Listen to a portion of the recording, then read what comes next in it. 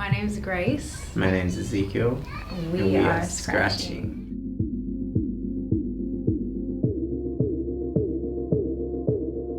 To act if you're needing support, to be proactive and take steps towards connecting with other people and resolving some of those problems. Yeah, and I think to act when seeing someone's struggling as well. Totally, so true. And then belong. To engage within the community.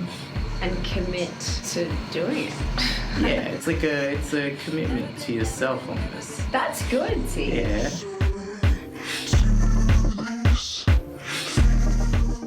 Sometimes it's kind of like choosing a topic or a word of interest.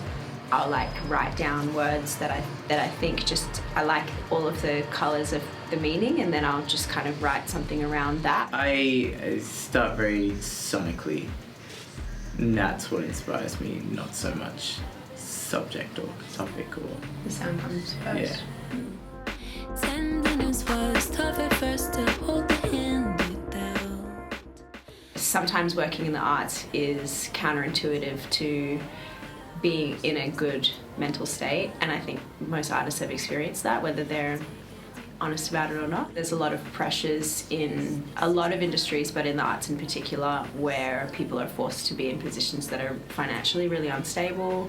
But I think it's also kind of ironic because music and making art and being a part of that industry, myself included, Zeke included, it's a community of other people who are like-minded, who are often using that platform to talk about mental health issues. I mean, let's be real, a lot of us make art because we feel alienated in some way from other people or experience some kind of loneliness, and it is like an amazing way to connect. So it's kind of like it's a funny little relationship where the instabilities and some of the struggles that come with making the music are also the factors that bring people closer together. So it's kind of a complicated answer.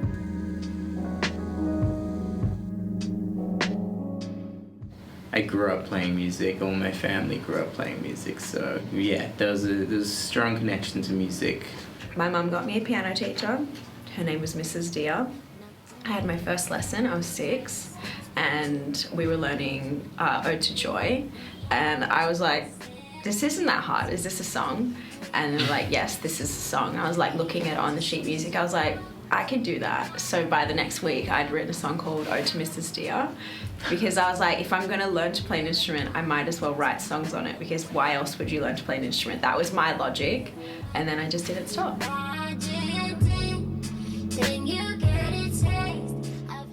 I play sports. I like to run with my friends, throw a ball around with my friends, kick a ball. I wrestle a lot with mental health, and it is a constant ongoing relationship. I think of it like a garden in my mind, and if I'm tending it, then it's blooming. But if I neglect it for too long, which sometimes you have to if you're working a lot or you're on a tour or you're doing lots of things, you come back to it and it's like overgrown and there's weeds, and then you have to like weed the garden and prune the plants, and sometimes the pruning means that it can look a little sparse for a bit, but then it's going to bloom more if you do those necessary things that maybe feel a bit uncomfortable at the time, but it actually produces more flowers and it's more healthy. So I think of this garden analogy often for mental health.